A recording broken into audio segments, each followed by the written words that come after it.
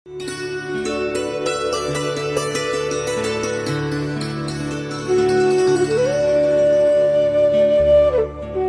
में अर्जुन को स्वयं भगवान कह रहे हैं कि उस परमेश्वर की शरण में जा, उसके लिए उन संतों के पास जा जो तत्वदर्शी हो। इसी प्रकार हजरत मोहम्मद को उनका अल्लाह कह रहा है कि कोई और पूर्ण परमात्मा है, उसको पाने के लिए उन तत्वदर्शी संत की तलाश कर।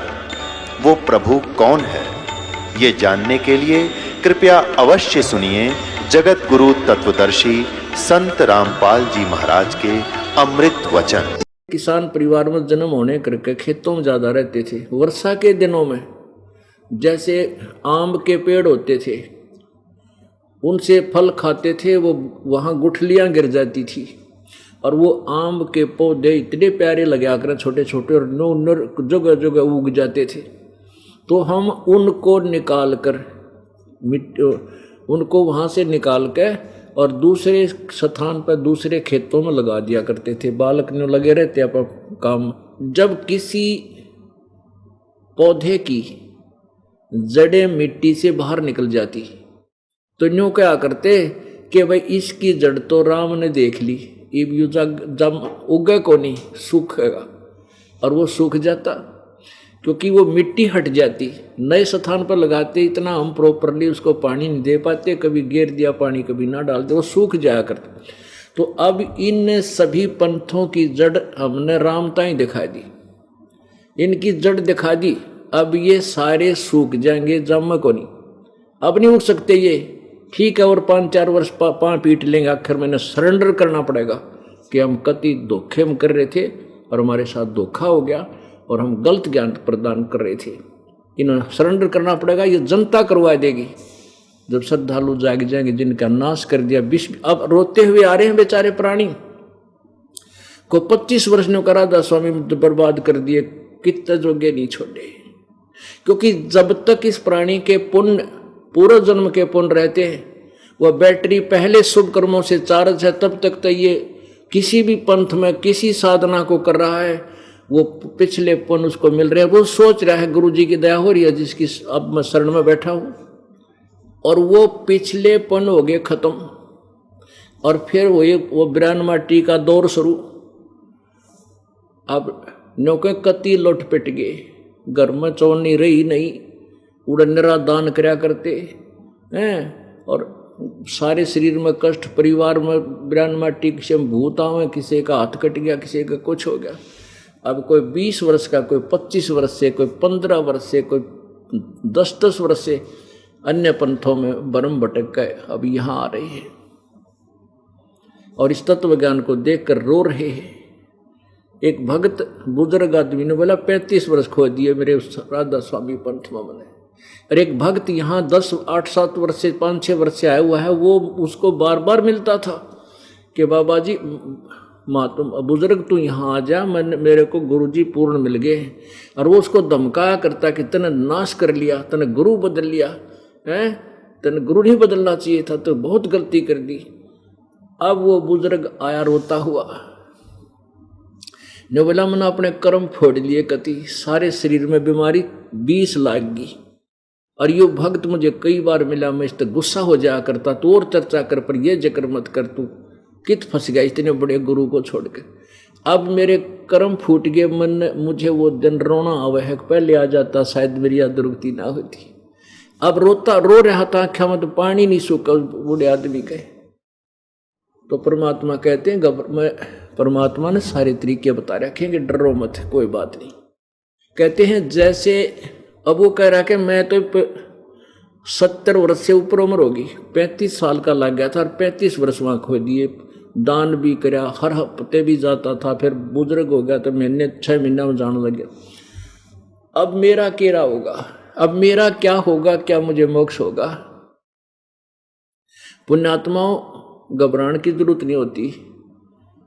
कहते हैं जैसे कुएं में बाल्टी गिरती हो, कुएं में एक लंबी रस्सी बांध कर पानी निकालने के लिए एक जुगाड़ जोड़ा जाता है और उस बाल्टी को रस्सी समेत नीचे डाल दिया जाता है, रस्सी को से बाहर खींच कर वो जल बाहर निकाला जाता है। अब वो रस्सी काफी दूर तक ले जाया करते, पहले समय की बातें, तो वो रस्सी छूट जा हाथ तक और वो बाल्टी कुएं में गिरने लग रही है और वो जा रही है स्पीड तक। यदि भाग के दौड़ करके उसको पकड़ ले, चाहे वह 1 फुट की 9 इंच की ठा जावे, लास्ट में वह मिल गई न, वह हाथ में जब पूछड़ी आ गई तो समझ लो कुछ भी ना गया, बाल्टी भी आवेगी, पानी भी भरा होगा। तो ये पूछड़ी यानी लास्ट समय में भी यदि परमात्मा कबीर जी का ये तत्व यथार्थ मंत्र इस दास से प्राप्त आपको हो गया, आपको मोक्ष, वैसे तो मोक्ष हो जाएगा, लंबी चौड़ी बात नहीं, सच्ची श्रद्धा हो, गणी डट के कर भक्ति, शीघ्र काम बन जाएगा। और बुढ़ा न तक काम में नरा भक्ति का हो जाऊँ, जान का पाँव फंसावा की तरह वो दूसरी बात है, नहीं तो तत्व ज्ञान लेकर यथार्थ मंत्र प्राप्त करके अपना भक्ति करे और पार हो जाएगा। मान लीजिए कोई दिक्कत रह भी गई तो नेक्स्ट मनुष्य जन्म तुरंत होगा। और ये जो ज्ञान है कबीर परमेश्वर का अब हजारों वर्षों तक चलेगा। इसमें 1 या 2 जीवन में आप कति पार हो जाओ। और जिसको पूर्ण ज्ञान हो गया, सच्चे हृदय से भक्ति जो है ना कर रहा है, तो इससे जन्म में दूसरा जन्म नहीं होगा। दूसरा जन्म तो हम कैसे प्राप्त करते हैं, कुछ दिनों में आपको इतना सुख हो जाएगा, आपको इतना सुख हो गया, क्योंकि परमात्मा सुखदाई है। ये वो परमात्मा जो सुख देता, दुख नहीं है इसके दरबार में। तो इतना सुख हो जाएगा, आप फिर उन भगवान से दूर होने लग जाओगे और भूल पड़ जाएगी। काल के ना जाने कितने जाल हैं और उसका कोई दाव लग जाओ आपको यहाँ रखने के लिए, तो वो आदमी लास्ट में नो डूब जाएगा, व्यक्ति घना सुख होता है। तो हम यही अर्ज करते रहे, परमात्मा इतना सुख भी मत देना जिससे तेरी भूल पड़ जा, इतना दुख भी देते रहिए प्रभु तेरे से दूर ना हो जाऊं। परमात्मा कहते सुख के माथा पत्थर पड़ो जिसते नाम हृदय ते जा, और बलिहारी उस दुख के जो पल पल नाम रटावे। इसे सुख का आग लगो जिस तो भगवान की भूल पड़े, और बलिहारी हो उस दुख के ऊपर जो मालिक याद करावे। इतना दुख भी दिए रखना परमात्मा, डर बना रहे कदे फिर फंस जाऊं काल के। चलो मान ले ईब आपने सुख भी हो गया, रह भी गए, और कंटिन्यूस 5-6 जन्म आपके मनुष्य के भी हो जाएंगे ईस कमाई वर्तमान के भक्ति से। और आगे श्रद्धा, क्योंकि आगे घटेगी जब दास यहाँ मौजूद है। अभी गलती करोगे तो आगे कौन से पार हो जाओगे तुम। अब तो हर तरह से मर्यादा आपको समझाता हूँ, ये बताता हूँ ये गलती मत करो, तुम्हें फाउल पॉइंट बताता हूँ कि ये गलत, ये पॉइंट फाउल है, तेरा नाम खंड हो गया। तो अब भी जर रह जाओगे तो फिर आगे कैसे पार होगे तुम। जब ये दास चला जाएगा सतलोक, फिर तुम पर अंकुश नहीं रहेगा, ज्ञान तो रहेगा, लेकिन कुछ ऐसी मर्यादा बन जाएंगी जो पुण्यात्मा बचपन से ही भक्ति अपने बच्चों को रंग में रंग देंगे, वो आने वाले समय में इतना जल्दी नहीं बिगड़ेंगे। और जो वर्तमान में बिगड़ जाएगा तो आगे गलती हुई पड़ी है उस तक। तो इसलिए इस समय को ज्यादा नहीं बढ़ाना आपने। अब ये ब्रह्मा विष्णु महेश देवता बने 33 करोड़, ये कौन है? ये वो पुण्यात्मा है जो कभी परमात्मा के चरणों में किसी समय में रही है। और एक श्वास की कीमत जो आपको यथार्थ भक्ति दी गई है पूर्ण संत से, इसकी कितनी कीमत है आप वर्णन नहीं कर सकते, आप सोच भी नहीं सकते। आप तो बालक हो, लाल की कीमत से परिचित नहीं हो। एक सतनाम के एक श्वास, उस श्वास की सिमरण की कीमत 14 लोग चढ़ा दे उसके तुलना में, तो भी वो कीमत सांस के सिमरण की ज्यादा है। और इतने सिमरण आप कितने करते हो दिन में? तो पार तो आसानी तो हो जाओगे, लेकिन रहना मर्यादा से और दृढ़ निश्चय रखना कि जो हमारे गुरुदेव ने ज्ञान दिया है ये फाइनल है, जो नाम दिया है ये यथार्थ है। भ्रमित मत होना। ये बार बार आपको यहाँ बुला के ये 2-2 घंटे 4-4 घंटे डेली सत्संग सुना के आपको उस रंग में रंगना चाहता है ये दास के कोई आपको डगमग ना कर दे। आप सीधे मार्ग चलते रहो तो पहुंच जाओगे। ये कुमार्ग पर लगा देते नकली संत, आपको बहका करके आपका रास्ता बदल देते, फिर उस पर कितनी स्पीड से चले जाओ, गलत जा रहे हो। तो इसलिए सत्य भक्ति करे और मर्यादा में रहे, आपका बेड़ा पार हो जाएगा। बोलो सतगुरुदेव।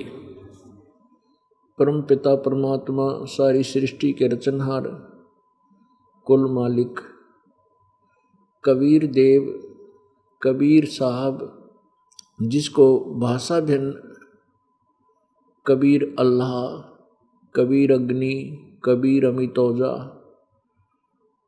आदि, परम अक्षर ब्रह्म, वो कबीर परमात्मा के ही नाम व उपाधि है। ये कौन कबीर? ये पूर्ण ब्रह्म, सारी सृष्टि के रचनहार, कुल मालिक, ये वही कबीर परमेश्वर जी हैं जो बनारस में अर्थात काशी शहर में सन 1398 संवत 1455 में एक शिशु बालक रूप धारण करके, शिशु का रूप धारण करके प्रकट हुए थे कमल के फूल पर।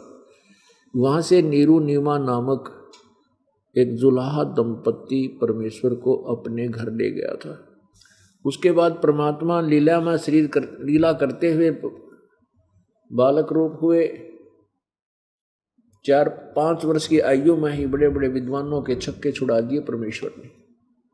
लेकिन वो ढीठ इतने थे कि उन्होंने परमात्मा की उस लीला को ना समझकर, एक बालक जानकर परमात्मा के यथार्थ ज्ञान को स्वीकार नहीं किया। अब परमेश्वर ने वो ज्ञान उस समय इसलिए दिया था कि आने वाले समय में प्रमाणित हो जाएगा कि मैं भगवान हूँ, मैं परमात्मा हूँ। तो उसी को आज वर्तमान में ये दास परमात्मा को परमात्मा सिद्ध करने के लिए आप जी को ढेर सारे सदग्रंथ दिखाता है, ताकि आप पारखू हो जाएं, ताकि आप पारखी हो जाएं। पारखी मीन जो परख करते हैं, जो परमात्मा को पहचान सकते हैं, उनको पारखी कहते हैं। जो मनमुखी बातें घड़ते हैं, सदग्रंथों से विपरीत ज्ञान देते हैं, वो पारखी नहीं है। आप जी को पारखी बनाने के लिए दास ढेर सारे प्रमाण दिखाता है, ताकि आप लाल और लालड़ी की पहचान कर सके। पुण्यात्माओं, जब तक हम स्वयं परमात्मा के पहचानने योग्य नहीं होंगे, हम स्वयं सदग्रंथों में नहीं झांकेंगे, तब तक हमें कोई भी विचलित कर सकता है, अपने मार्ग से हमें कुमार्ग पर लगा सकता है। अब कुमार्ग पर भटकते भ्रमतों को हमें असंख्यों योग हो गए। हम इस काल के जाल में फंसे हुए हैं, जन्म और मृत्यु में हम पड़े हुए हैं। यदि हमें सुमार्ग मिल जाता तो हम अपने घर चले जाते। रास्ते में इन ठगों ने, बटपारों ने, नकली ऋषियों, महर्षियों और गुरुओं ने हमारे को सुमार्ग से वंचित रखा। स्वयं परमेश्वर आकर के अपने घर जाने का वही यथार्थ रास्ता बताते हैं, यथार्थ मार्ग बताते हैं। उस परमेश्वर की वाणी को, परमेश्वर के ज्ञान को इन अनाड़ी संतों, ऋषियों ने, मूर्खों ने हमें स्वीकार नहीं करने दिया। ये कहकर के कबीर अशिक्षित है, कबीर जी नहीं जानते सदग्रंथों को, गीता, वेद और पुराणों को, क्योंकि ये संस्कृत नहीं पढ़े हैं। परमात्मा के सामने कोई भी लैंग्वेज मायने नहीं रखती। परमात्मा सब भाषाओं के जानने वाले होते हैं। परमात्मा आत्मा की भाषा को भी समझ लेते हैं, अंतर्यामी होते हैं। अब यहाँ प्रश्न आ जाता है कि जैसे हम परमात्मा को साकार बताते हैं, अभी तक जो अज्ञान थ्योरी थी, अज्ञान सिद्धांत था, उसमें परमात्मा को निराकार बताया जाता था, और निराकार के साथ साथ सर्वव्यापक, कण कण में विद्यमान, अंतर्यामी यानी बाहर भीतर सब जगह वो विद्यमान है। अब वर्तमान में परमात्मा को साकार बताया जाता है तो मन में शंका उत्पन्न करते हैं वो जो पुराने सिद्धांत कि जब परमात्मा साकार है तो अंतर्यामी कैसे हो सकता है, वो अंदर की कैसे जान सकता है। पुण्यात्माओं, जैसे अल्ट्रासाउंड की मशीन, एक्सरे मशीन साकार है और अपनी शक्ति से अंदर की सूक्ष्म से सूक्ष्म रोग को भी पहचान लेती है, उसको बाहर दिखा देती है। वो अंतर्यामी है, बाहर होते हुए भी अंतर्यामी है। अंतर्यामी जो अंदर की जान ले उसको अंतर्यामी बोलते हैं। इसी प्रकार परमात्मा की जो शक्ति है, पावर है, वो इन यंत्रों से कहीं असंख्य गुना अत्यधिक है और ज़्यादा सफिशिएंट है, ज़्यादा एफिशिएंट है। तो वो अंतर्यामी साकार होते हुए अंतर्यामी है, अंदर की बातों को जान लेता है। उस परमेश्वर ने आकर के यहां के दुख गिनवाए कि तुम कितने दुखी हो, लेकिन आपने इन्हीं दुखों को सुख मान लिया, क्योंकि इसका विकल्प नहीं आपके पास, इसका कोई अल्टरनेट नहीं मिला आपको। तो आपने इन दुखों को ही सुख मानकर इसी में अपना जन्मते और मरते रहे और संघर्ष करते रहे। इस मन को यदि हम यथार्थ ज्ञान देना चाहें तो ये स्वीकार करने को तैयार नहीं है, क्योंकि ये काल का एजेंट है, ये काल ब्रह्म का एक अंश है, एक दूत है इसका। ये चाहता है इस जीव को इतना भ्रमित रखूं, भगवान से दूर रहे, माया के चक्कर में पड़ा रहे, यही संसार की संपत्ति और संतान में ही उलझ पुलझ रहे। और जब ये थोड़ा सा कहीं फुर्सत प्राप्त करे, इसको थोड़ा सा भी अवकाश मिले तो मन में पता नहीं ये अपने आप क्या क्या सोच उठा देता है।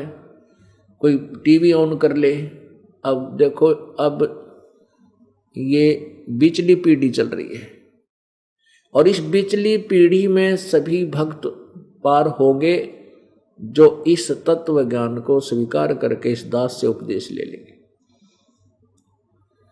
परमात्मा ने पहले ही कहा था कि बिचली पीढ़ी में हम सबको पार करेंगे जो हमारी शरण ग्रहण करेगा।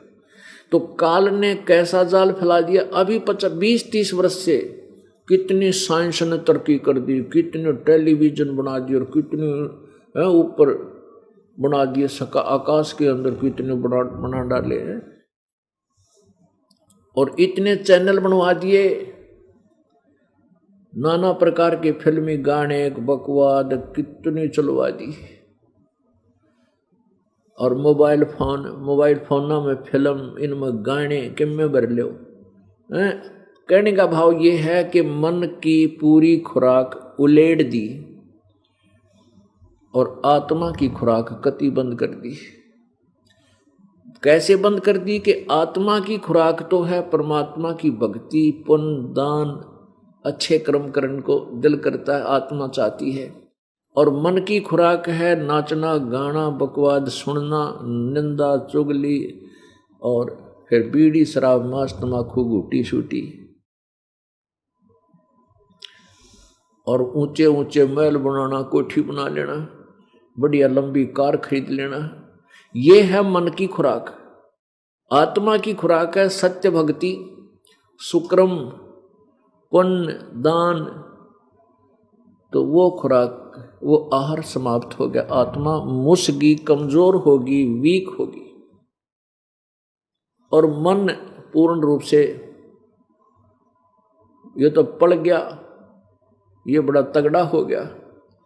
अब ये आत्मा की नहीं चलने देता। अब जैसे प्रत्येक प्राणी सब कुछ सुन लेता है, एक फिल्मी गाना कितना ही प्यारा लगता हो, अच्छा लगता हो आपको, उसको आप 4-5 बार सुन लेती, फिर सुनने दिल नहीं करे, फिर नया चाहोगा कोई और नई टून आ जावे। तो इस मन की ये बकवाद है, इनमें आनंद नहीं, बनावटी आनंद है। बनावटी वस्तु में आनंद नहीं होता। तो ये मन उन वस्तुओं को खोजता रहता है जो आनंद में नहीं है और ये उनमें आनंद मानता है, ताकि इस जीव का मनुष्य जीवन बर्बाद करवा दिया जाए। अब वर्तमान में कोई साधना करता है पुण्यात्मा, जैसे सारा कुछ कर लेता है, फिर उन जो बनावटी यहाँ के साजबाज, गाने बजाने, इनसे फिर एक दिन यूं मन छक भी लेता है। फिर आत्मा सोचती है कि कोई अच्छे काम करें। जब ये आत्मा कोई शुभ कर्म करने को चलती है तो इसको दिशा ठीक नहीं मिलती।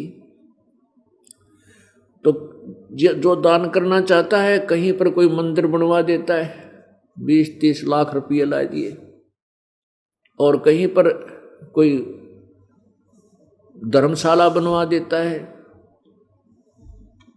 अपनी सब इच्छा से मनमाना आचरण किया जा रहा है। और कहीं पर थोड़ा बहुत जो भंडारा करता है वो भंडारा कर देता है। तो वो साधनाएं जो ये करता है शास्त्र विरुद्ध है। और किन्हीं संतों के पास जाकर के परमात्मा प्राप्ति की चेष्टा करता है ये आत्मा, तो वो संत नकली, ये काल के दूत सारे, इनके पास ना यथार्थ ज्ञान है, ना वे ऑफ वर्शिप सही है, पूजा की विधि भी उनकी ठीक नहीं है, शास्त्र विधि को त्याग कर मनमानी मनगढ़ंत कहानी बना रखी उन लोगों ने। तो ये आत्मा उनका जा फंसी, वो काल के दूत गुरुओं के। अब जब तक इसको यथार्थ मार्ग नहीं मिलता, वो सच्चा सुख नहीं मिलता, आनंद नहीं मिलता भक्ति का, तब तक ये आत्मा भटकती रहती है। अब जैसे भक्त आत्मा कोई किसी पंथ में 10 वर्ष रहा, कोई सुविधा मिली नहीं, फिर दूसरे पंथ में पहुंचा, 5-4 वर्ष वहां रहा, वहां भी आनंद नहीं आया, फिर तीसरे पंथ में पहुंचा तो वहां भी कोई लाभ नहीं मिला, तो फिर क्या करता, वो नास्तिक हो जाता है, कहता भगवान कहीं नहीं है, शराब पीने लग जाएगा, संसारिक लोगों से भी गिरावट में आ जाएगा। तो फिर अन्य लोगों जो भक्ति से दूर हैं, जो भगवान सत्संग में नहीं आते, उन व्यक्तियों पर उस एक व्यक्ति की ऐसी छाप पड़ेगी कि देखियो भगत भी नाम ले रखा है, सारे उल्टे काम करे, घूटी लावे, चोरी भी, यो 2 नंबर का काम करे। अब क्या करे वो प्राणी? परमात्मा से हम सर्व सुख की आशा करते हैं, क्योंकि परमात्मा के गुणों में लिखा है, परमात्मा इस प्राणी को रंक को राजा बना दे, कोढ़ी को स्वस्थ कर दे, और लुल्ले लंगड़े को पैर दे दे, वो पर्वत पर चढ़ा दे। परमात्मा निर्धन को धनवान बना दे। असाध्य रोग को भगवान काट देता है। प्रारब्ध कर्म में जो कष्ट होते हैं उनको भी प्रभु नष्ट कर देता है। ऐसा उसके गुण हम सुना करते हैं।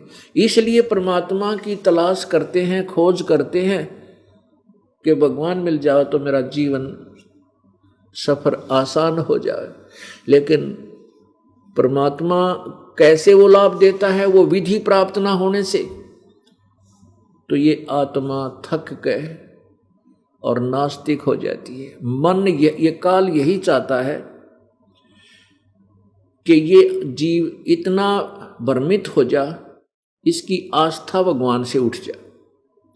ऐसे दूत भेज देता है काल। अब जैसे बौद्ध धर्म है, बौद्ध धर्म, बुद्ध महात्मा बुद्ध जो था, उसने जो हठ योग किया उससे भगवान मिला नहीं, क्योंकि वो वे ऑफ वर्शिप ठीक नहीं थी, अकॉर्डिंग टू द शास्त्र नहीं थी, सदग्रंथ नहीं थी वो। फिर उस महापुरुष ने अपनी थ्योरी बना दी कि परमात्मा कहीं नहीं है। उसने केवल एक लाइटनिंग यानी प्रकाश देखा बस। उस पूर्व जन्म का अच्छे संस्कारी था, तो उसने अपने ही सोच से जो साधारण सी शिक्षाएं थी वो जन साधारण को बोलना बताना शुरू कर दिया। और ऐसी पुण्यात्मा पूर्व जन्म की अच्छी आत्मा होती है, उसके वचन में शक्ति होती है।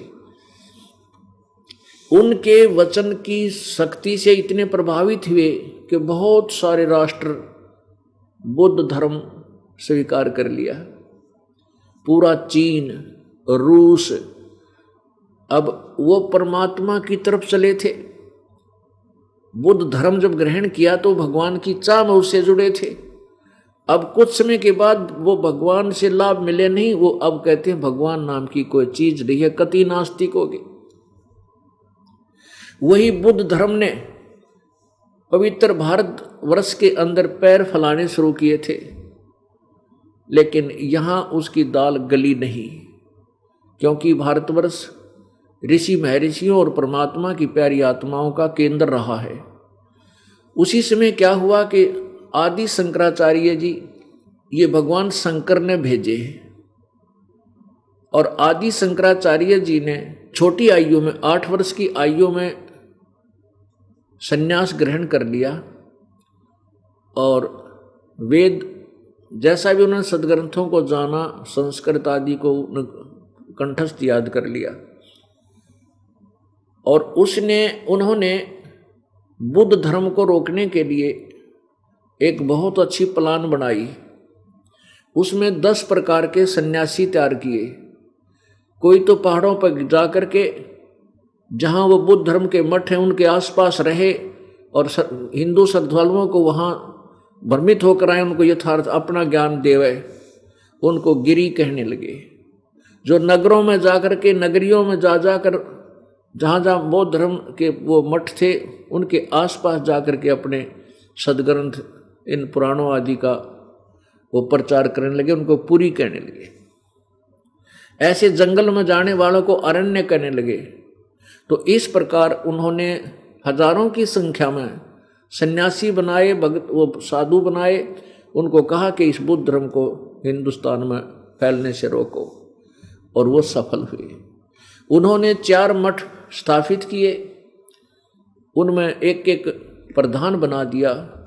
तो ये एक बहुत अच्छी देन थी आदि शंकराचार्य जी और वो 32 वर्ष की आयु में ही शरीर छोड़ गए थे। अब पुण्यात्माओं, आदि शंकराचार्य जो थे वो शंकर भगवान के उपासक थे और पार्वती माता को अपनी इष्ट देवी मानते थे और शंकर भगवान के वो उपासक थे, ये तमोगुण शंकर के। जैसा भी, लेकिन उन्होंने ये एक अनमोल काम किया कि भारतवर्ष को नास्तिक होने से बचा लिया। और अब वो फिर परमेश्वर कबीर जी आते रहे, क्योंकि परमात्मा चारों युगों में आते हैं। प्रत्येक युग में एक ऐसा जीवन लीला करते हैं कि जैसे पूरे मनुष्य का जीवन बचपन से लेकर बुढ़ापे तक का जीवन जीते हैं, एक लीला करते हैं मनुष्य जैसे जीवन की। उसी तरह वो काम करके अपना रोजगार करके खाते हैं। हमें समझाने के लिए कि परमात्मा पाने के लिए जंगल में जाना या पहाड़ पर चढ़ जाना कोई आवश्यक नहीं है। अपना जैसा तुम्हारा स्वाभाविक कर्म है उसको करते हुए परमात्मा का यथार्थ नाम जाप करते हुए आप मोक्ष प्राप्त कर सकते हैं। तो पुण्यात्मा, ये आत्मा परमात्मा की तरफ अग्रसर होती है, लेकिन ये काल के दूत इसको भ्रमित करके अपने ही जाल में फंसा कर रख लेते हैं। अब आत्मा इतनी वीक होगी, इतनी कमजोर होगी कि ये परमात्मा के अब यथार्थ ज्ञान को सुनने को तैयार नहीं, क्योंकि इतनी भ्रमित हो चुका है ये जीव कि सब अपनी थ्योरी बताते हैं, अपने अपने इष्ट को ऊंचा बताते हैं, बड़ा बताते हैं, यानी सैकड़ों प्रकार के शंका प्रश्न मन में उठने प्रारंभ हो जाते हैं। यदि आप ज्ञान को सुनते रहोगे, तत्व ज्ञान को सुनते रहोगे, तो आपका सब संशय नष्ट हो जाएंगे और आपको सच्चे ज्ञान की प्राप्ति हो जाएगी, तत्व ज्ञान की। जब आप सुनोगे ही नहीं तो ज्ञान कैसे ग्रहण होगा? नकली और असली की पहचान कैसे होगी? आपको धैर्यपूर्वक सत्संग सुनते रहना होगा। इस दास का उद्देश्य है कि जैसे गीता जी अध्याय नंबर 2 के श्लोक नंबर 53 में कहा कि अर्जुन, जिसमें तेरी बुद्धि भिन्न भिन्न प्रकार के वचनों से भ्रमित ना हो करके एक तत्व ज्ञान पर, परमात्मा के यथार्थ ज्ञान पर रुक जाएगी, तब तक तू योग को प्राप्त होगा, अर्थात तू भगत बनेगा। जब तक आप भ्रमित हैं, आपको यथार्थ ज्ञान है नहीं, दृढ़ विश्वास हुआ नहीं, तो आप सुमार्ग पर नहीं चल सकते, क्योंकि ये काल के दूत इनकी बोलन की शैली इतनी अच्छी, पता नहीं किस प्रकार तक आपको डगमग कर डालते हैं। तो इसलिए दास चाहता कि आपको लाल और लालड़ी की पहचान करा दूं और आत्मा को फिर बलवान बनावें और मन को अक्षीण कर देंगे। कैसे होगा? एक समय गरीबदास साहिब जी, जिसको परमेश्वर मिले, कबीर परमेश्वर जी, वो किसान जाति में थे, किसान वर्ग में, किसान जाति में, जाट जाति में जन्म था। गरीबदास जी महाराज, उनका धनखड़ गोत्र था। गांव छुडानी, जिला झज्जर, हरियाणा, भारत। उनका मूल स्थान झज्जर गांव छुडानी, जिला झज्जर में है। उनको परमेश्वर कबीर देव जी सतलोक से आकर मिले थे। उन्होंने बताया था कि मैं वही हूँ जो बनारस में 120 वर्ष तक एक लीला करके गया था, मैं पूरी सृष्टि का रचनहार हूँ। तब गरीबदास जी ने अपनी अमृतवाणी में, कबीर महिमा में कहा है, अनंत कोट ब्रह्मांड का एक रति नहीं भारे, सतगुरु पुरुष कबीर हैं ये कुल के सिरजनहारे। अनंत कोट ब्रह्मांड का उस भगवान के एक रति निभार, और सतगुरु पुरुष कबीर हैं। सतगुरु माने तत्वदर्शी संत और पुरुष माने परमात्मा प्रभु। वो सतगुरु पुरुष कबीर हैं, ये कुल के सिरजनहार, यानी सबके रचने वाले, सबके बनाने वाले वो परमात्मा कबीर हैं। तो किसान जाति में पहले बैलों से खेती होती थी। एक गरीबदास जी का एक शिष्य बना किसान, और सत उपदेश लिया, अपनी भक्ति करने लगा। कहने फिर कुछ दिन के बाद कहता है कि प्रभु, ये मन जो है बहुत ज्यादा मेरे ऊपर हैवी है, ये आत्मा की चलने नहीं दे रहा। कोई तरकीब बताओ भगवान, कोई विधि बताओ। परमात्मा ने कहा कि तेरे पास 2 बैल हैं। हाँ जी, 2 बैल हैं। तो उनमें से एक बैल दूसरे बैल से तगड़ा है। हाँ जी, तगड़ा, काफी तगड़ा है। तो वो क्या करता है, जब तू उसको चारा चराता है तो क्या करता है, तो उस किसान ने, शिष्य किसान ने गरीबदास जी को बताया कि वो जो तगड़ा बैल है वो उस कमजोर बैल को, उस निर्बल को आहार भी नहीं करने देता, ऐसे फूफा करके उसको दूर हटा देता है। तो परमात्मा बोला, फिर तू क्या करता है? कि मैं साथ बैठ के, क्योंकि खेतों में एक टोकरा होता है, उस टोकरे में दोनों को एक चारा चराया जाता है एक ही पात्र में, कि मैं डंडा लेकर साथ बैठ जाता हूं और वो उसको मारता है तो उसको डंडा दिखा देता हूं, तो फिर वो दूसरे कमजोर बैल को चराता हूं, खाना चाहर कराता हूं, चारा चराता हूं, और घर पे आकर के उसको इतना टाइट बांध देता हूं कि उस तक उसका शीश ना जावे। तो परमात्मा बोले, ठीक इसी प्रकार इस तेरे शरीर रूपी इस हल में 2 बैल जुटे हैं, एक मन और एक आत्मा। अब मन तो इतना तगड़ा हो गया, इसकी सारी खुराक दे रखी है, रागनी सुनना, हुक्का पीना, किते गप्पे मारना, ताश खेलना, राजनीति की बतलाना, चल रिश्तेदारी में घूम का, वो मित्र से मिलकर आते हैं, पिकनिक मना कर आते हैं। और भाई वो तूने वो मन पाल दिया, तगड़ा बना लिया, और आत्मा की खुराक रही कोई ना। आत्मा की खुराक क्या है? भगवान की भक्ति और अच्छे कर्म, दान धर्म। आप पुण्यात्माओं एक बार जब दान करोगे 100 रुपये, 1000 रुपये, 2000, 10,000, उस दिन आपकी आत्मा कितनी खुश, कितना प्रसन्न चित्त रहोगे। एक न्यारी खुशी, न्यारी शक्ति मिलती है आत्मा को। और आप कितना धन जोड़ लो, 2 नंबर का काम कर लो, कति आत्मा प्रसन्न नहीं होगी, घिघी बंदी रहेगी, कोई न कोई और समस्या आ पड़ेगी। तो परमात्मा ने कहा कि आपने मन की खुराक गणी कर रखी है, आत्मा की खुराक तूने बंद कर रखी है। आत्मा की खुराक भक्ति क्या करते थे हम पहले? 7वें दिन एक दिन तो हनुमान का व्रत रख लिया करते, मंगलवार का, और शाम ने हनुमान चालीसा जल्दी जल्दी फटाफट कर फिर चल भाई चलते। एक आली सूख एक ज्योति जगाते थे, वह घी में आधी भीगी होती थी आधी सूखी, और उसको लगा देते थे, दीप में जगा देते थे। वो हनुमान चालीसा पूरा नहीं होता था इतने वह बुझ लेती थी, और ओम जय जगदीश हरे स्वामी जय जगदीश हरे फटाफट उसने करते थे, इतने भी बुझ लिया करती सुबह वाली तो, और शाम की हनुमान चालीसा करते इतने। यानी ये थी हमारी पूजा की विधि। और 7वें दिन सवा रुपये का प्रसाद बूंदी बांट दिया करते। ये हम भक्ति करते थे और ये दान करते थे। अब पुण्यात्माओं, परमात्मा कहते हैं जिन हर जैसा सुमरिया ताको तैसा लाभ, ओसा प्यास न भागे ही जब लग धसे निआब। जिन हर जैसा सुमरिया, जिन्होंने भगवान जिसा भक्ति करी जैसा दान किया उतना ही उसे लाभ मिलेगा।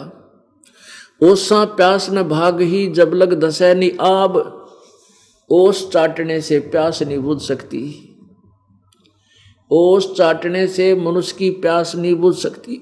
वो तो एक गिलास पानी का गट गट गट 1-2 गिलास पीएगा जब प्यास बुझेगी। तो जो हम साधना करते थे वो ओस चाट रहे थे। अब ये साधना हमें मिली है, ये वो गिलास के गिलास पीओ। यहाँ देख रहा हूँ पुण्यात्मा, 10वें दिन सत्संग शुरू हो जाता है, कितनी उम्र करा रहे हैं। परमात्मा की जब यथार्थ भक्ति हमें मिल जाएगी, घर में बरकत होगी, आपके धरे धरे पैसे बढ़ने लग जाएंगे कुछ दिनों में। नुकसान की तो बात बहुत 100 कोस दूर हो जाएंगी। तो वो परमात्मा अपनी प्यारी आत्माओं पर आप पर रहम करता है, आपको इतनी बरकत देगा, आपके इतने दुख दूर कर देगा, और फिर प्रेरणा देगा कि बेटा बेटी अब कुछ दान कर लें। मन में ऐसी प्रेरणा देगा कि अब कुछ 2 हाथ तक भी छोड़ दें। आपको ऐसा लगेगा कि जैसे आज ये बालक बीमार हो गया था, हमने माना 20,000 में डॉक्टरों का पीछा ना छूटे, और वो परमात्मा की कृपा से एक जोत बोलन तो ठीक हो गया। फिर कुछ दिन के बाद मन में आवागी कुछ पाठ भी करवा दे। तो पुण्यात्माओं कहते हैं देते को हर देता है जहाँ तहाँ से आन, ना दिया फिर मांगते फिर यो परमात्मा सुननी का। अब हमने दान करने की पहले तो नीत नहीं थी, और नीत होती तो विधि ठीक नहीं थी, वो किया हुआ दान हमें प्रतिफल नहीं देता। अब आप दान करके देखियो, परमात्मा कहते चारों युगों में देख लो हमने किसका रखा मारे। हमने चारों युगों में देख ले, जिसने भी जिस इष्ट पे सच्चे दिल से जो कुछ दान किया है विधिवत, हमने किसका रखा मारे। द्रौपदी ने एक 9 इंच का साड़ी का टुकड़ा चढ़ाया था एक अंधे महात्मा को, और इतना चीर बढ़ा दिया, दुशासन जैसे दुष्ट वो खींच खींच कर ढेर लाग गया, वो चीर खत्म नहीं हुआ।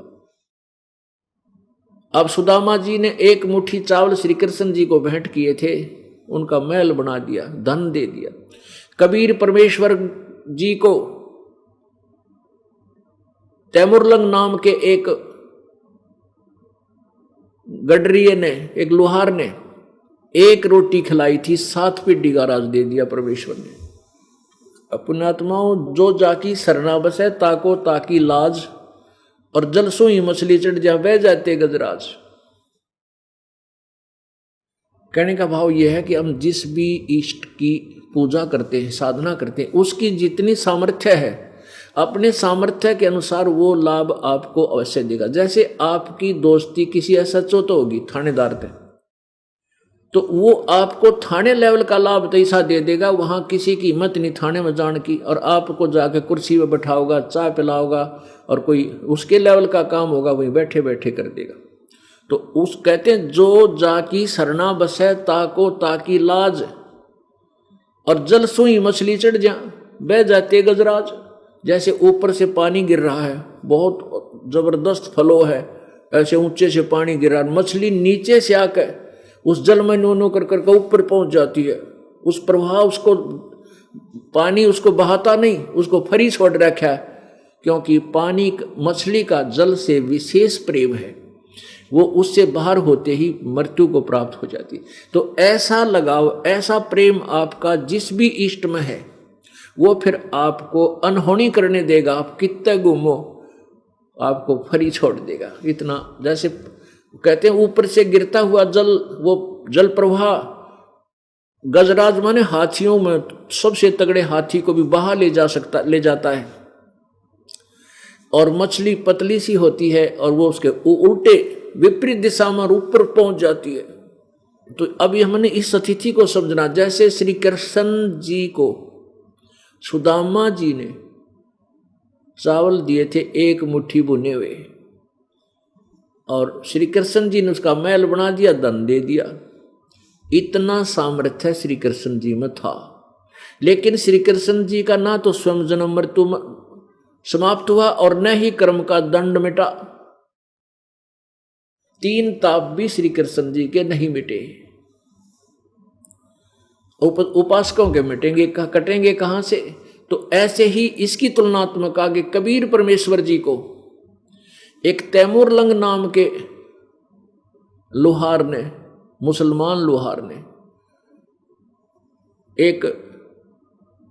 एक रोटी खिलाई थी। परमात्मा एक जिंदा महात्मा रूप बना करके उनके नगर के बाहर जंगल में, जहां वो तैमूर लंग भेड़ बकरियों को चरा रहा था, वहां पहुंच गए।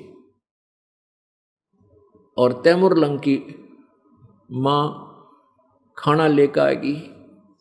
साधु को 1 रोटी खिलाई कबीर परमात्मा ने को। कबीर परमात्मा ने खाना खा रहे थे तो माई ने कई बार प्रार्थना की, हे भगवान हम धनी हो जाएंगे, हम बहुत निर्धन हैं, हमारा गुजारा भी नहीं होता है, कई बार तो भूखे सोते हैं प्रभु। परमात्मा ने खाना खाकर, और वहां बकरी बांधने की एक बेल पड़ी थी, चैन लोहे की, संगल बोल रहे उसने, उसको छोटी सी बना ली, 4-5 बार मोड़ कर, 1 रोटी खाते ही इतनी को होगी वह, 3-4 बार मुड़ कर। फिर क्या किया परमात्मा ने, उसके 7 संगल मारी वह नो लड़के, उसके तैमूर लंग जो 17-18 वर्ष की आयु का था, उसकी कमर में जैसे एक रस्सी होती है ना, रस्सी को 3-4 बार मोड़ ले तो वह इतनी को बन जाती है। ऐसे ही लोहे की एक संगल सी थी जो बकरी बांधन की, पतली सी बेल होया करे चैन, तो उसको 4-5 बार मोड़ के इतनी बन गई। उसको 1, 2, 3 ऐसे 7 मारी उसके कमर पे, और फिर लात मारी, मुक्के मारी। अब बुढ़िया ने सोचा कि महात्मा तो मेंटल था, ये तो पागल था, और मैंने इसको ज्यादा बार कह दिया कि हमें धन दे दो, हम दुखी हैं, शायद इस कारण से यो चढ़ गया। तब माई ने पूछा, हे महात्मा जी मेरे बेटे ने कोई गलती कर दी क्या, आपने इसको पीट डाला? परमात्मा बोले, बेटी तेरे बेटे को मैंने पीटा नहीं है, जो पहले इसका 7 बार सांगल मारी है ना बेल, ये 7 पीढ़ी का राज दे दिया तेरे बेटे को, और फिर ये लात गुस्से मारे है ना, उसके बाद तेरे राज्य टुकड़ों में बट जाएगा। तैमूर लंग से लेकर औरंगजेब तक 7 पीढ़ी ने राज किया। औरंगजेब के बाद छोटे छोटे टुकड़ों में वो राज्य बट गया, ये इतिहास प्रमाण है। अपनात्माओं देखो, अब तैमूर लंग ने राज भी प्राप्त कर लिया, बकवाद को राज प्राप्त होने के बाद तो नरी बकवाद करेगा, क्या कितनी जीव हिंसा करता है इंसान। फिर परमात्मा दोबारा मिले कि कुबद्दी अब छक लिया धन से, या कुछ रह रही है कसर तेरे में?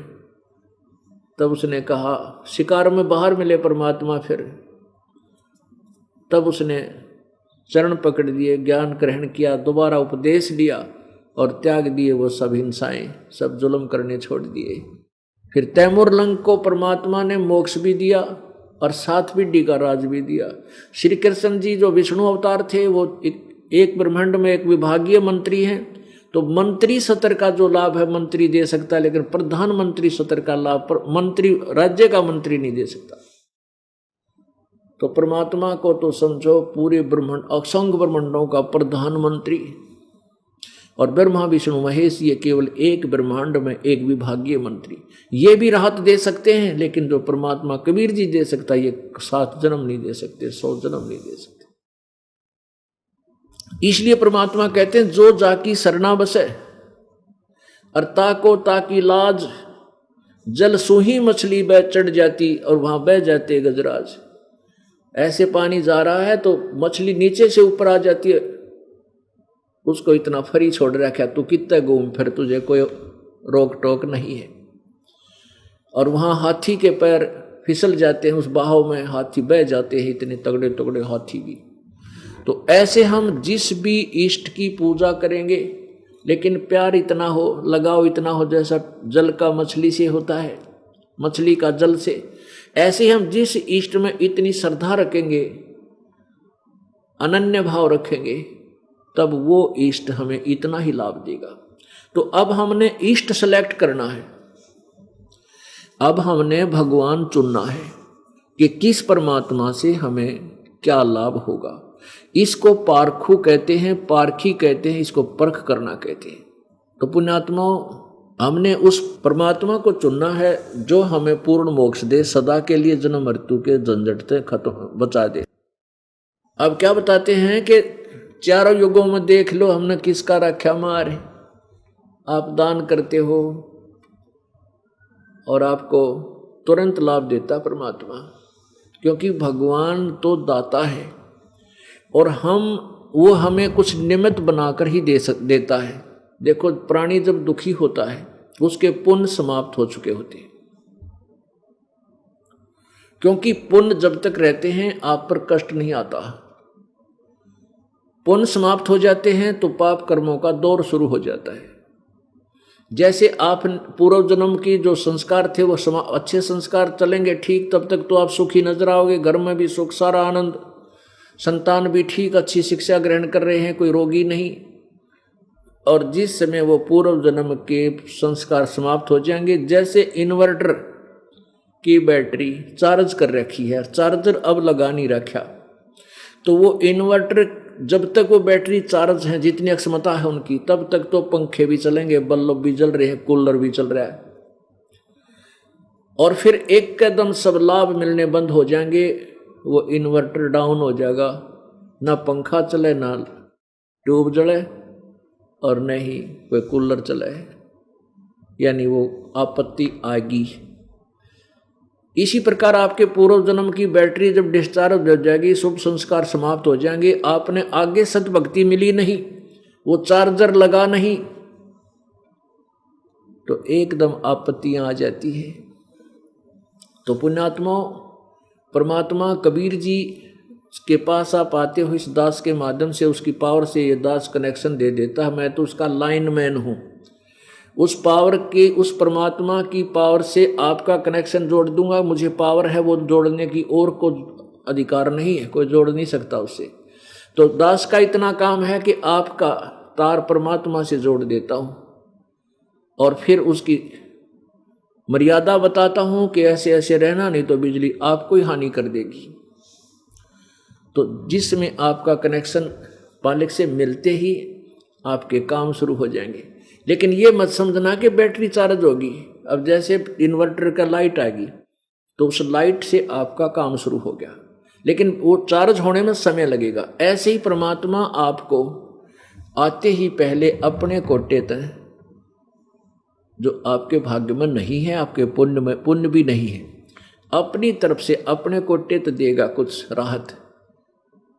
फिर आपको विश्वास होगा कि सचमुच भगवान है, और फिर आपकी रुचि बनेगी प्रभु की तरफ। फिर आपको यहाँ ज्ञान दिया जाता है कि देते को हर देते जहाँ तहाँ से आन, ना दिया फिर मांगते फिर यो परमात्मा सुना निकाल। तो फिर आपको तैयार किया जाता है, फिर आपकी रुचि बनती है, इतने सुख देख करके फिर पुण्य शुरू कर देते हो। फिर उन पुण्यों के प्रतिफल से आपके घर में सुख, आपके शरीर में सुख, और बहुत लाभ मिलना प्रारंभ हो जाता है। अब पहले परमात्मा आपको इतना सुख देगा और फिर प्रेरणा देगा कि आज तो इसका पाठ कराऊंगा चाहे कुछ भी हो जाए, और पाठ करा दिया तो भगवान राखता नहीं, 1000 गुना करके आपको वापस देता है। क्यों? परमात्मा कोई भिखारी थोड़ा है कि हम उसको दान कर रहे हैं, वो हमारे लिए बैठा है। वो तो आपके इस तरीके से पुण्य बनवाता, अधिक बढ़वाता है, और फिर अंदर से प्रेरणा करता है कि दान करूं। आप पे आरती आप पे साजे, आप पे किंगर आप पे बाजे, आप पे ताल झां झनकारा, आप नजे आप देखण हारा। करे करावे साइया मन में लहर उठा, अदादू से दरजीव के वो आप बगल हो जा। सारा काम अब कबीर परमेश्वर करेगा आपका, और आप में प्रेरणा करेगा, मन में लहर उठाओगा, ये कर दूँ, ये शुभ लहर उठेंगी। अब बुरी नहीं आपके मन में आऊंगी, कुछ दिनों के बाद कति खत्म हो जाएंगी। पुण्य की तरफ नीत रहेगी, या भक्ति भजन में आप इतने लीन हो जाओगे कि ये सुबह शाम की आरती मंत्र ये ना पूरे हो दे। और बकवाद करण की तो सोचने का समय को नहीं मिला आपने, या तो अपना काम करोगे संसारिक, उससे फुर्सत होते नहीं रहेगी। सुबह का नित्यनेम रहेगा, आरती रहेगी, है रमैणी करनी है, मंत्र करने हैं, सांस का सुमरण ना होया तो इतना खुराक दे देगा भगवान आपको। इस आत्मा की खुराक इतनी मिल जाएगी कि थोड़े ही दिनों में पहलवान बन जाएगी।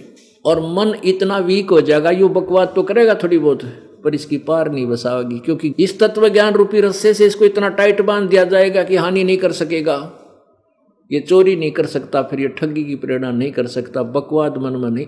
आगे तक आत्मा करण नहीं दे, वो ज्ञान अट जाएगा। ऐसा जुल्म करे फिर भोगना पड़ेगा, ऐसे टांग कट जाए, आँख फूट जाए, क्या क्या जुल्म होगा हमारे साथ, कुत्ते गधे बनेंगे। तो फिर ये ज्ञान उस मन को इतना टाइट बांध देता है कि वो हानि नहीं कर सकता, फूफा चाहे यो करता ही रहे, हानि नहीं कर सकेगा। तो इस प्रकार हमने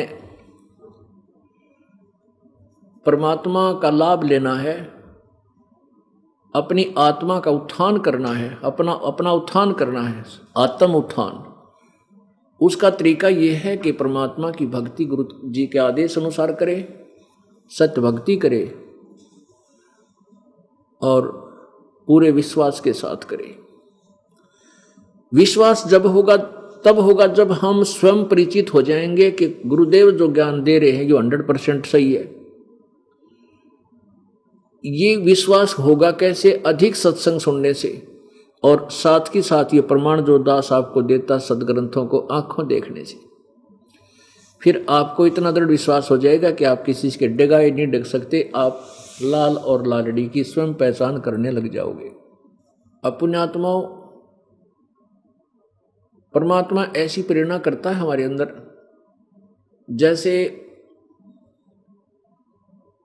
सत्संग निकट आता है तो मन अपनी अटकलबाजी शुरू करता है, ये काम रह गया, अब कैसे हो जाएगा, अगली बार देख लेंगे, अब के टाल कर देते हैं। तो कुछ देर के बाद आत्मा में वो ज्ञान आकर हिलोर उठती है, प्रेरणा आती है, लहर उठती है कि रे परमात्मा से तो हम उम्मीद करते हैं कि भगवान हमारे सारे काम ठीक करेगा, और आप वहाँ बैठे हो, आपकी भैंस मर गई बैठे बैठे, बता आपने के बचा लिया, 50,000 की भैंस मर गई, बता आपने के सारा कर दिया यहाँ ना आकर के। कहने का भाव ये है कि वो पैसे भी बर्बाद, भैंस भी गई, और वहीं बैठे बैठे नुकसान हो गया। और परमात्मा के चरणों में आवेंगे, कहते हैं संत शरण में आने से आई टड़ा बला, अर्जय मस्तिष्क में सूड़ी होगा कांटे में टल जा। ये विधान है प्रभु का। अब आदमी बीमार हो जाता है, काम भी छूट गया, पड़ा रहा उसमें हॉस्पिटल में, 15 दिन में छुट्टी मिली, 50,000 रुपये लग गए,